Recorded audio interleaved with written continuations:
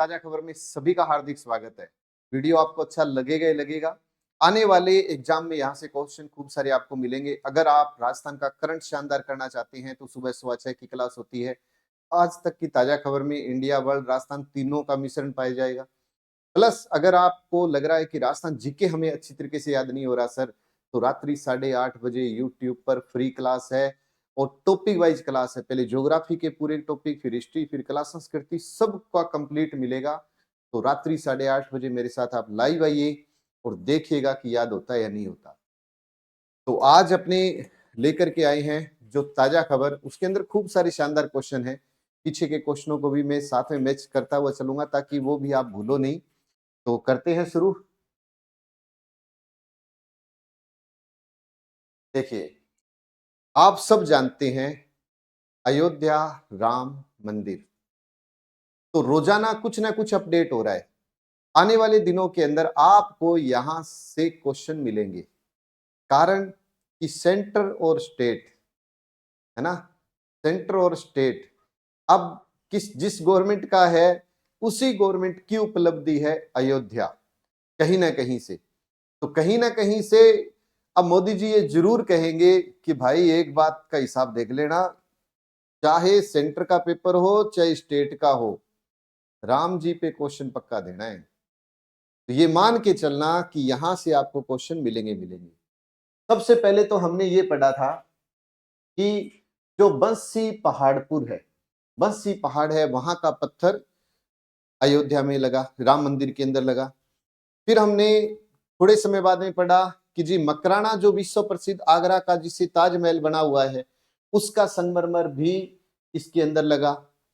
और फिर हमने ये भी पढ़ा कि जो फर्श बना है पूरा का पूरा राम मंदिर में, वो राजस्थान के पत्थर का बना है। चलो वो भी याद किया।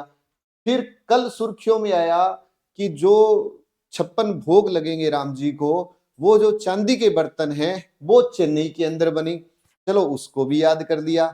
अब आज की हॉट न्यूज ये है कि जो राम मंदिर के प्रवेश द्वार स्वर्ण जड़ित जो कपाट हैं वो तैयार कहां हो गए हैं? महाराष्ट्र में। इसको देखिएगा कि अयोध्या में रामलला मंदिर में जल्द ही 18 शुभ प्रतीकों वाले कपाट दरवाजे द्वार में लगा दिए जाएंगे। इन्हें महाराष्ट्र के सांखू से तैयार किया गया है। याद रखिएगी बात, ये कपाट महाराष्ट्र के सांखू से तैयार किया गया है। तो ये याद रखिएगा। इसके साथ साथ ये भी याद रखिएगा कि काशी के विद्वान कराएंगे आरती। राम मंदिर में काशी के विद्वान कराएंगे आरती। 24 काशी में जिस भव्यता के साथ मां गंगा की आरती होती है, उसी तरह अयोध्या में सरयू आरती भी होगी। तो याद रह जाएगी ये बातें, सरयू आरती होगी। जैसे गंगा की आरती होती है वैसे यहां आरती होगी। यहाँ के जो कपाट हैं वो महाराष्ट्र के शंकु से तैयार किए गए हैं और 18 शुभ प्रतीकों वाले कपाट हैं। और जो फर्श है वो राजस्थान का ही इस फर्श यहाँ पे लगा है, ये भी आपको याद हो चुका है। चांदी के बर्तन चेन्नई से आ गए, बंसी पहाड़ और मकराना का संगमरमर और पत्थर यहाँ पे लग गया। तो मेरे ख्याल में अब आपको याद हो गया होगा। और ये वो है जो कपाट है। नेक्स्ट क्वेश्चन, विकसित भारत संकल्प यात्रा सीएम भजनलाल ने किया लाभार्थियों से संवाद। आज की ये सुर्खी है, कल का ये क्वेश्चन है।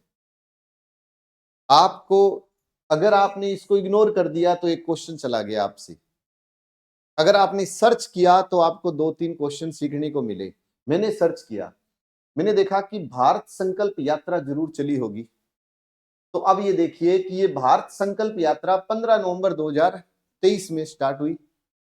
इस संकल्प यात्रा का जो उद्देश्य था वो था, पहली बात तो ये कि ये 15 नवंबर को ही क्यों स्टार्ट हुई? आदिवासी स्वाधीनता सेनानी बिरसा मुंडा की जयंती के ऊपर हुई थी। आदिवासी स्वाधीनता सेनानी बिरसा मुंडा की जयंती पर ये शुरू हुई। झारखंड के खूंटी से शुरू हुई है ये। और इसका जो मेन उद्देश्य है वो है देश के कोने कोने में केंद्र सरकार की योजनाओं के बारे में बताना। भारत संकल्प यात्रा शुरू कब हुई? तो 15 नवंबर 2023। 15 नवंबर को ही क्यों? बिरसा मुंडा की जयंती के अवसर पर। किस राज्य से स्टार्ट हुई? तो झारखंड के खूंटी नामक स्थान से स्टार्ट हुई है। और उद्देश्य क्या है? देश के कोने कोने में केंद्र सरकार की योजनाओं के बारे में बताना। आज का दिन यानी 8 जनवरी 1982, आज के दिन क्या हुआ? भारत का पहला भारतीय अभियान दल आज ही के दिन अंटार्कटिका महाद्वीप पर पहुंचा था। क्लियर होगी बात? ही अंटार्कटिका महाद्वीप पर पहुंचा था आज ही के दिन। और आप सब जानते होंगे कि भारतीय व मैत्री भारत के स्थायी व परिचालन अनुसंधान केंद्र अंटार्कटिका पर है। अंटार्कटिका भारत का एक मतलब विश्व का एक क्या है? महाद्वीप है। महाद्वीप है कितने? आपको याद है ना? याद क्या आपको? ये तो पता ही है ना कि गांधी जी कौन से महाद्वीप के हैं। तो आप कहेंगे गांधी जी तो सर एशिया महाद्वीप के हैं। तो लो, 1 नंबर पर है एशिया। एशिया से गांधी जी गए कहां थे? अफ्रीका में गए थे वकालत करने। कहां गए थे? अफ्रीका में। एशिया महाद्वीप, अफ्रीका महाद्वीप। तीसरा कह रहा है कि मैं तीसरे पर ही हूं, उत्तरी अमेरिका महाद्वीप। लो, 3 याद होगी ना कि तीसरा कह रहा है कि मैं तीसरे पर ही हूं, तीसरा कह रहा है तीसरे पर हूं। और उत्तर के नीचे तो सबको पता है दक्षिणी आएगा, तो दक्षिण अमेरिका महाद्वीप, दक्षिण अमेरिका। 5वां अपवाद है अंटार्कटिका। 5वां अपवाद है अंटार्कटिका। महासागर भी है, महाद्वीप भी है। छठा है महाद्वीप यूरोप। छठा कह रहा है कि याद करने की आवश्यकता नहीं है, चाहे इधर से देखो, चाहे इधर से देखो, चाहे इधर से देखो, मैं 6 पर ही हूं। और 7वां है ऑस्ट्रेलिया। तो कुल कितने महाद्वीप हैं? 7। अब एक महाद्वीप की आज बात हुई है और उसका नाम है अंटार्कटिका। अंटार्कटिका। तो अंटार्कटिका में पहला भारतीय दल 1982 में आज ही के दिन 8 जनवरी को पहुंचा। और 2 नाम याद रख लेना, एक भारती, एक मैत्री, एक भारती, एक मैत्री, ये इसी के अंदर है। ये जरूर आप थोड़ा सा याद रखिए। फिर अपने आगे चलें।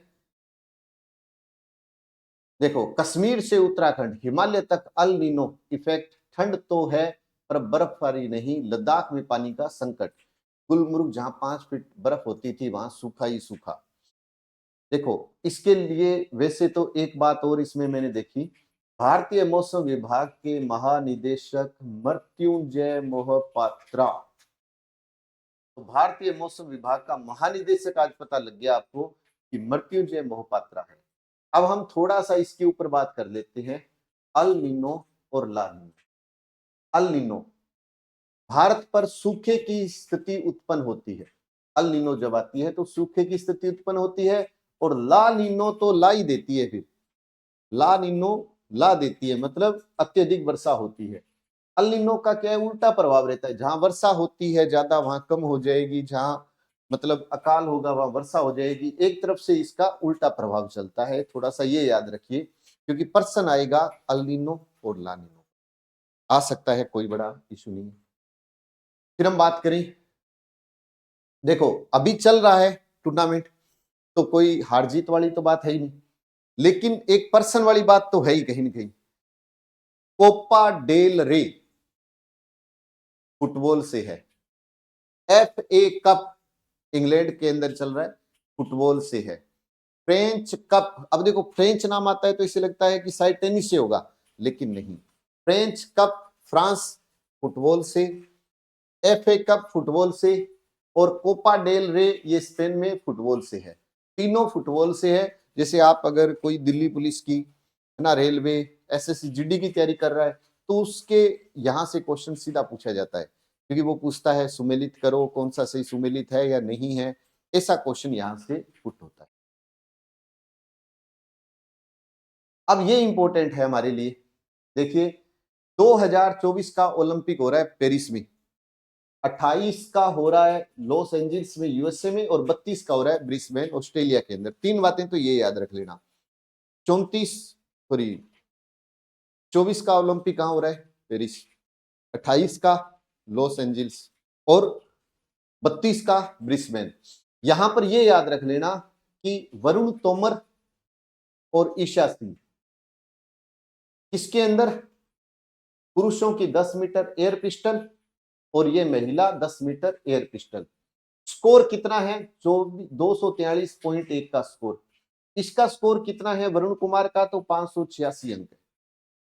ये याद रख लेना, और ज्यादा नहीं तो ये याद रख लेना कि जब आपसे पूछा जाए कि वरुण तोमर का संबंध किस खेल से है, तो एयर पिस्टल से याद रख लेना। ईशा का संबंध पूछे तो एयर पिस्टल से याद रख लेना, क्योंकि यहां पर मैंने देखे हैं कि क्वेश्चन यही पूछे जाते हैं, किस खिलाड़ी का संबंध किस खेल से है, या उसने जो स्वर्ण पदक जीता उसमें उसका स्कोर क्या था। तो स्वर्ण पदक में 243.1 का स्कोर था। 4 साल में 4 टेस्ट खेलने के बाद क्लासेन का संन्यास। अफ्रीका का धुरंधर खिलाड़ी है। खास बात क्या है? खास बात यह है कि 2019 में जब इसने शुरुआत की तो भारत के खिलाफ की, और जब लास्ट मैच खेला तो भी वो भारत के खिलाफ ही था। तो हेनरिक क्लासेन 2019 में शुरुआत भारत के साथ और अंतिम मैच भी भारत के साथ, ये याद रखिए। और अभी आपको मैंने बताया था 2 दिन पहले कि ऑस्ट्रेलिया का जो डेविड वार्न है उसने भी संन्यास की घोषणा कर दी है, और जो पहले का कैप्टन था फिंच उसने भी संन्यास की घोषणा कर दी। अब संन्यास से कितने जुड़ गए? 3 खिलाड़ी। मैं आज आपको बता रहा हूं, आने वाले दिनों में प्रश्न होंगे। मेरी कोशिश रहती है कि कोई एक बात आए और जो मैंने 5-6 दिन में बताई अगर उसके साथ कनेक्ट हो रही है तो मैं कर रहा हूं, और आशा करता हूं अगर आप रोजाना ढंग से तैयारी कर रहे हो तो आप भी कनेक्ट तो कर ही लोगे। जैसे मैं संन्यास की बात कहूंगा, अरे हाँ सर आपने पहले बताया था डेविड वार्न था उसने संन्यास ले लिया, फिर उसके बाद फिंच ने ले लिया, अब इधर इसने भी घोषणा कर दी। रियान ने रणजी इतिहास का दूसरा सबसे तेज शतक लगाया। कोई बड़ी बात नहीं है, लगा सकता है, लेकिन सबसे बड़ी बात क्या है कि दूसरा इसने लगाया तो पहला किसने लगाया? क्योंकि कभी क्वेश्चन आता नहीं, लेकिन आ जाए तो आपको बस याद हो, बस इतनी बातें पढ़ लेना कि भाई ऋषभ पंत दिल्ली का जो था उसने झारखंड के खिलाफ सबसे तेज शतक लगाया था 48 बॉल में। फिर दूसरे नंबर पर आ गया रियान पराग जो असम का है, और 56 बॉलों पर शतक लगा दिया छत्तीसगढ़ के खिलाफ। तीसरे नंबर पर नमन ओझा, चौथे पर एकलव्य, और 5वें पे ऋषभ पंत। पहले 5वें पे था, खुद का रिकॉर्ड तोड़कर 1 नंबर पर आ गया, ये कह सकते हो आप। तो पहले पर अब ऋषभ पंत है, दूसरे के ऊपर कौन आ गया? रियान पराग। बस ये याद रखिएगा आप इसके। अब देखो साहब, शानदार काम तो इनका है। पिता राष्ट्रपति, बेटा उपराष्ट्रपति की रेस में, फूफा सुप्रीम कोर्ट का चीफ जस्टिस। मतलब कुछ भी कर दो, इनका कोई कुछ बिगाड़ ही नहीं पाएगा।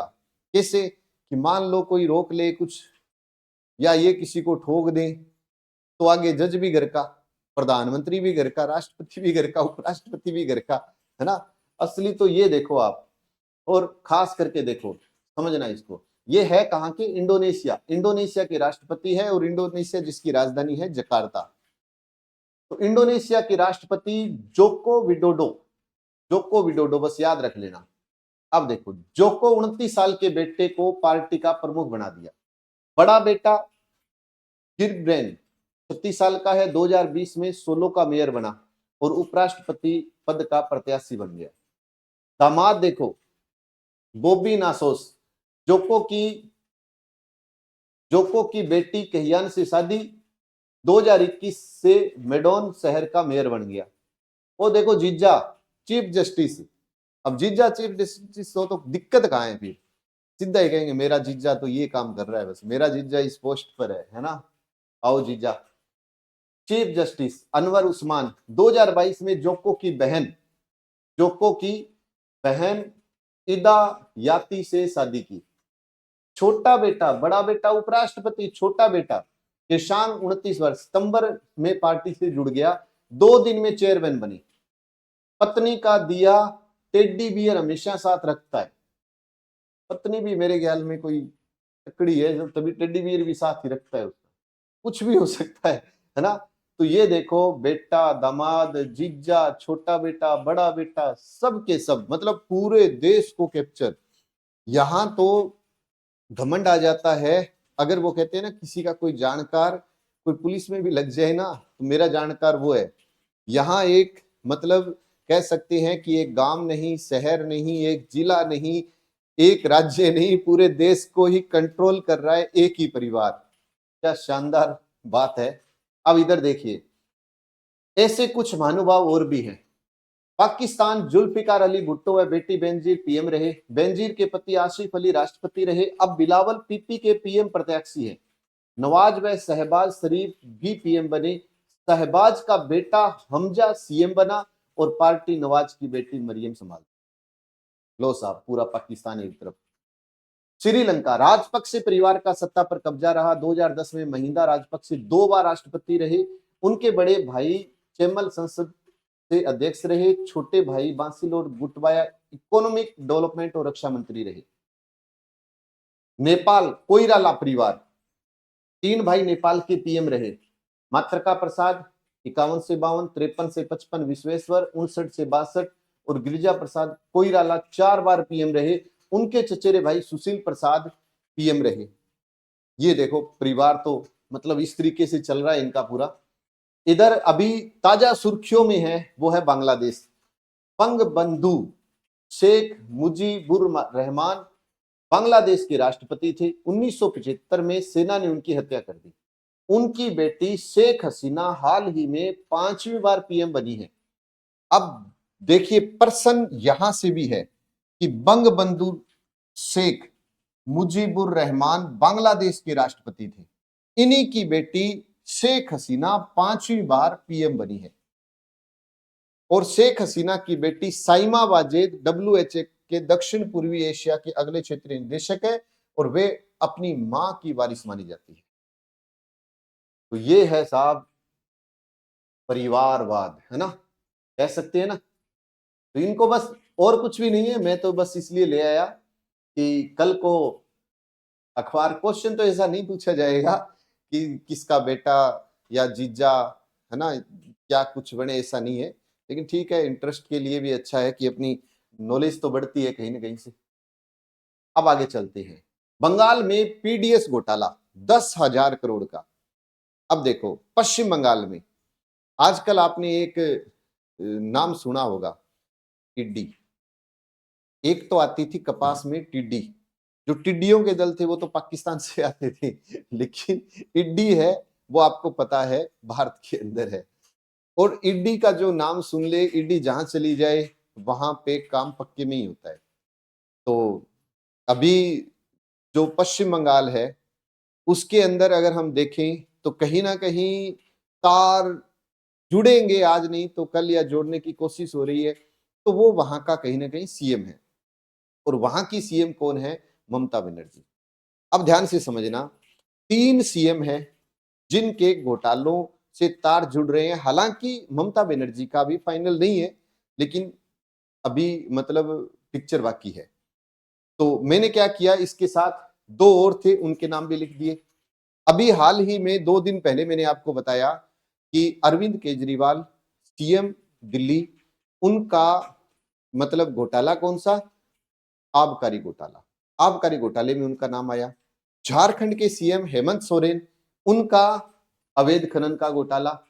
और इधर पीडीएस यानी राशन घोटाला। तो 3 घोटाले हैं, क्या पता एक में तो कोई न कोई क्वेश्चन अपना हो ही जाए। तो बस पढ़ते रहो और कुछ नहीं है।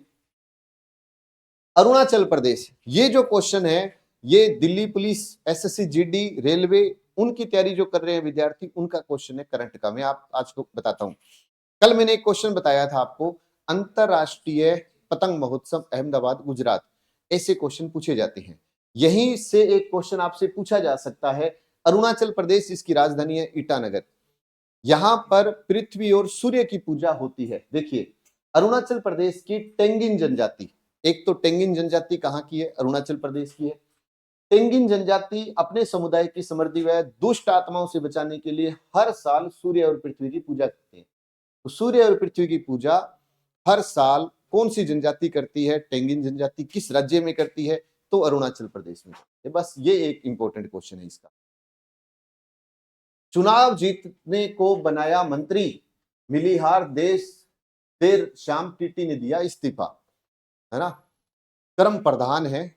और मैं ये कहता हूं कि गुरमीत सिंह जो जिनका स्वर्गवास हो गया, उसके बाद उनके बेटे रूबी कुन्नर को उनका मतलब प्रत्याशी बनाया गया। लेकिन कहीं ना कहीं एक खास बात देखिए कि ऐसा लग रहा था कि शायद अब स्टेट के अंदर जो सरकार है वो ही सरकार बनेगी यहां पर, लेकिन कहते हैं कि शायद गुरमीत सिंह कुन्नर जी ने बहुत शानदार काम कर रखा था, तभी कहता हूं कर्म प्रधान है, बहुत शानदार काम कर रखा था। सब कुछ होने के बावजूद भी वहां से प्रत्याशी जीत गए कांग्रेस के। आप सब जानते हैं कि 200 सीटें हैं राजस्थान में विधानसभा की, और 200 सीटों में से 199 सीट पर चुनाव हुए, एक सीट खाली रही। पहली बार गुरमीत सिंह कुन्नर 1998 में कांग्रेस से विजयी हुए, 2008 में निर्दलीय जीते, 18 में कांग्रेस से जीते। मृत्यु 12 नवंबर 2023 को हो गई, इस कारण 200 में से 199 सीट पर चुनाव हुए। 200वीं सीट पर जब करणपुर में चुनाव हुए तो कांग्रेस प्रत्याशी रूबी कुन्नर जीते, और जैसे जीत हासिल की तो कांग्रेस की कुल सीटें कितनी हो गई, 70 सीट हो गई। याद रख लेना कि वर्तमान में कांग्रेस की अब कितनी सीट हो चुकी है, 70। जीते कितनी पर थे, 69। चुनाव कितने पर हुए थे, 200। कौन सी पर नहीं हुआ, करणपुर विधानसभा में। ये आने वाले टाइम का क्वेश्चन है, कोई खास नहीं है। गोल्डन ग्लोब्स, ओपेनहाइमर 5 ट्रॉफी जीत कर रही बारबी से आगे, कोई ज्यादा इंपॉर्टेंट क्वेश्चन नहीं बनेगा। मोस्ट इंपॉर्टेंट है क्योंकि 3 महोत्सव है जो पेपर में आते हैं। ऊंट महोत्सव बीकानेर, मरु महोत्सव जैसलमेर, थार महोत्सव बाड़मेर। ऊंट महोत्सव बीकानेर, मरु महोत्सव जैसलमेर, थार महोत्सव बाड़मेर। अंतरराष्ट्रीय ऊंट महोत्सव 12 जनवरी से होगा। अब इसके अंदर एक दिन ये याद रखिए, देखिए पहले दिन रामपुरिया हवेली से बिक्काजी टेकरी तक हेरिटेज वॉक होगी पहले दिन, और उत्सव का समापन रायसर के दोरों में होगा।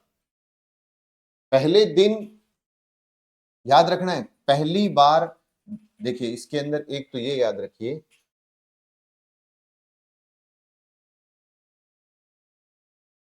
अंतरराष्ट्रीय ऊंट महोत्सव 12 जनवरी, ओके। पहली बार धरणीधर मैदान में आयोजित होने वाले इस उत्सव की थीम आइकन्स ऑफ बीकानेर रखी गई है। आप देखो 1% तो ये रहा आपका important question, icons of Bikaner. पहले दिन रामपुरिया हवेली बीकाजी टेकरी तक हेरिटेज वॉक होगी, और अंतिम जो उत्सव का होगा, क्योंकि पूरे राजस्थान को ये तो पता है कि अंतरराष्ट्रीय जो ऊंट महोत्सव बीकानेर में होता है। अब प्रश्न पूछने वाला तो आपसे ये पूछेगा कि बताओ उत्सव की थीम क्या है, आइकन्स ऑफ बीकानेर। पहले दिन रामपुरिया हवेली से बीकाजी टेकरी तक हेरिटेज वॉक होगी, उत्सव का समापन रायसर के दोरों में होगा। तो ऊंट महोत्सव पूछे तो मरु महोत्सव जैसलमेर में और थार बाड़मेर में, ये भी याद रखिएगा। नेक्स्ट, ग्रीन एनर्जी में अव्वल लेकिन ग्रीन फ्यूल अपनाने में पीछे रह गए हम। राजस्थान 6ठे नंबर पर है। डबल इंजन सरकार से अब उम्मीद, हरित ईंधन को अपनाने में राजस्थान 6ठे नंबर पर है। देखो कहते हैं बीकानेर जो है वो, कल मैंने आपको बताया था कि सौर ऊर्जा के अंदर विश्व में भी अपना पहला नंबर रखेगा जिलों की श्रेणी के अंदर, लेकिन इसके अंदर फ्यूल हरित ईंधन के अंदर पिछड़ गया बीकानेर भी। अब इसके अंदर खास बात देखो, पहला नंबर अगर पूछे आपसे ग्रीन फ्यूल को, ग्रीन सिग्नल, ये 5 राज्य अव्वल हैं। पहला यूपी, दूसरा महाराष्ट्र, गुजरात, तमिलनाडु और कर्नाटक, 6ठा नंबर है राजस्थान का। अब इसके साथ साथ आप देखो 4 जिलों में एक भी सीएनजी स्टेशन नहीं है, दौसा, करौली, सवाईमाधोपुर व टोंक।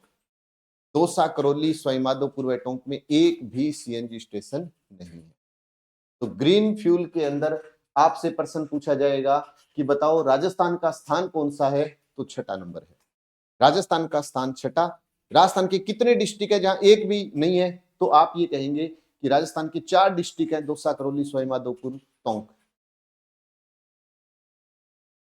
140 भाषाओं में गाकर बनाया रिकॉर्ड। कोई ज्यादा इंपॉर्टेंट पर्सन नहीं है, पेपर में नहीं आता, लेकिन एक इंटरेस्ट तो आता ही है कहीं ना कहीं। केरल की रहने वाली सुचेता सतीश ने 140 भाषाओं में गाना गाकर गिनीज वर्ल्ड रिकॉर्ड में अपना नाम दर्ज किया।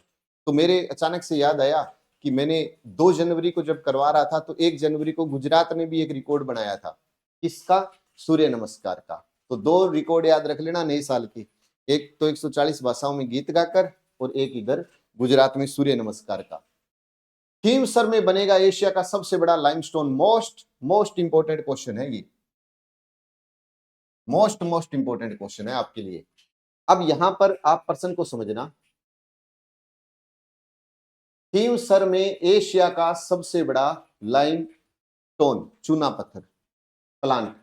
खींवसर नागौर एशिया की सबसे बड़ी एवं विश्व में लाइम उत्पादन में 8वें नंबर की थाईलैंड की चेम मेन पब्लिक कंपनी एवं खींवसर की माइन कॉरपोरेशन मिलकर खींवसर में एशिया का सबसे बड़ा क्विक लाइम उत्पादन प्लांट लगाएंगे। प्रश्न क्या बना, एक तो लाइम उत्पादन के लिए वर्तमान में अभी हाल ही में सुर्खियों में रहा खींवसर किस जिले में आता है, तो नागौर में आता है। एक आएगा कि जो चेम मेम पब्लिक कंपनी है जो वो किस राज्य की है, थाईलैंड की। इसके साथ उत्पादन प्लांट लगाएंगे। 225 करोड़ की लागत से तैयार होने वाले इस प्रोजेक्ट पर 400 से अधिक लोगों को रोजगार मिलेगा। मई जून में प्लांट का काम शुरू होगा। इंपॉर्टेंट बात समझना, प्रथम फेज में 600 टन प्रतिदिन उत्पादन होगा। द्वितीय फेज तक 1000 टन से अधिक उत्पादन शुरू हो जाएगा। ये दो बातें इंपॉर्टेंट है, इसको जरूर याद रखिएगा। फिर इसके बाद में लाइम उत्पादन का प्रोजेक्ट बेराबास रोड स्थित 60 बीघा भूमि पर लगेगा। अब बेराबास कहें तो आप याद रख लेना खींवसर में है। अब ये और एक इंपॉर्टेंट बात है कि भूगर्भ विशेषज्ञों के अनुसार केमिस्ट्री ग्रेड का लाइमस्टोन पूरे भारत में केवल खींवसर में है। पहला क्वेश्चन तो भाई लाइमस्टोन के लिए वर्तमान में सुर्खियों में बताओ, तो आप कहोगे खींवसर। खींवसर कहाँ है, नागौर में। खींवसर में थाईलैंड की कौन सी कंपनी, तो चेममेम।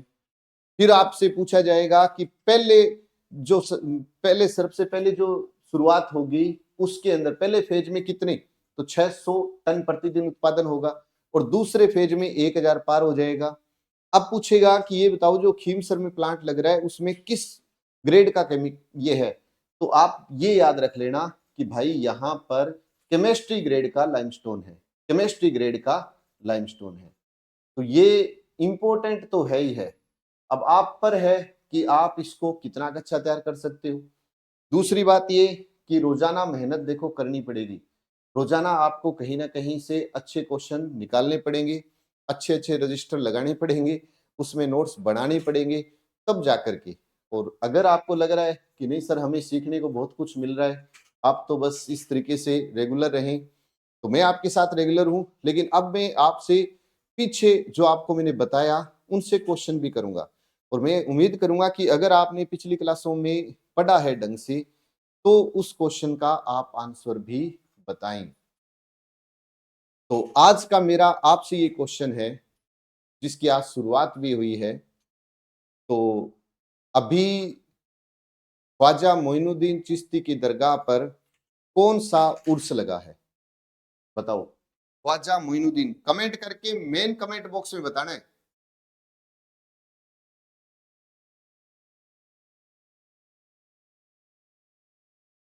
चिश्ती दरगाह पर कौन सा उर्स है, कौन सा उर्स लगा है। और इनके बारे में, उर्स के बारे में अगर आपको कुछ और नॉलेज हो तो 2 4 5 बातें और भी आप लिखिएगा, आपका ज्ञान बढ़ेगा, दूसरे को सीखने को मिलेगा। तो आशा करता हूं आज का वीडियो आपको अच्छा लगा होगा। अगर अच्छा लगा है तो अच्छे अच्छे कमेंट आनी चाहिए, मेन कमेंट बॉक्स में ये कमेंट करोगे। और अगर आपको लग रहा है राजस्थान जीके सर बहुत अच्छा तैयार करना है, कहाँ से करें, तो रात्रि 8:30 बजे मेरे साथ आप लाइव आइए, राजस्थान जीके आपका टिप्स पर होगा। और पहली बार चैनल पर आए वो सब्सक्राइब जरूर करना। जय हिंद, जय भारत।